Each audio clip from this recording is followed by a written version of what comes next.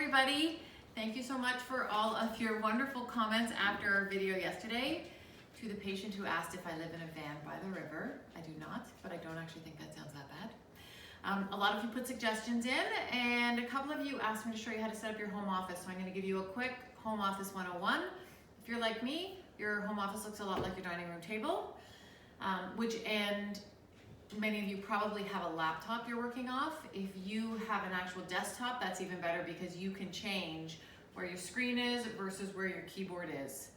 So first and foremost, we want to really try to focus on where our head's going to be. And so you can see with my laptop here, if I worked on this, it'd take me about 5 minutes until I was working like this. So what I want to do is I want to get the screen up to eye level so that I don't have to look down in order to look at my computer.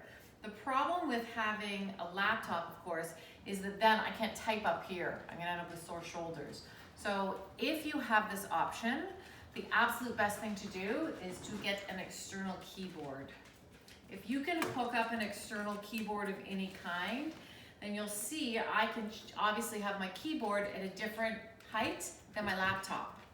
So now that gives me the opportunity to raise my laptop up. I just happen to have a block of wood next to me. But if you don't have a block of wood, maybe you have a ream of paper or a bunch of books or just something that you can put it on.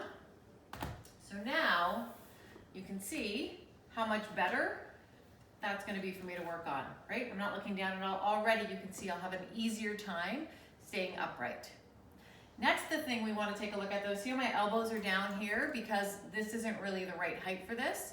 So what I can do to take care of that is I can actually sit on anything, sit on something, whether it's a blanket or a pillow. I can boost myself up. So you can do something like simply taking a blanket, sticking it under your chair, sitting on it. You can see already how much better this is. I've got very long legs, so my feet are still, my knees are at a 90-degree angle and my feet are on the floor. If you aren't, when you sit like this, if your feet aren't flat on the floor or your knees are at a funny angle, just put a some sort of footrest under your feet to make sure that you're very aligned with 90 degrees at your knees. But at the same time, you can see already how much better this is than me doing this on my laptop. If you watched any of my other videos, you know how quickly we end up like this, right? So that my weight falls back on my buttocks, causing my shoulders to round forward. And the way that we fix that is you can either, again, use something like this blanket, or my favorite thing to use is this pillow, which you can use on top of a blanket if you're sitting on one, or instead of a blanket when you're sitting on one. You really have to see sort of your personal measurements and what your chairs look like and what angle that puts you at. So if you remember, one of the main things to focus on when it comes to your posture at your desk is that you want to make sure that your weight doesn't fall to the back part of your sits bones. So all that we want to do is we want to keep our weight a little bit forward on our sits bones. So you can see I'm not trying to hold anything too rigid. I'm just simply letting my weight shift forward a little bit, and that keeps my spine aligned. For sure, this is something that's hard to hold if you're sitting here for 4 hours.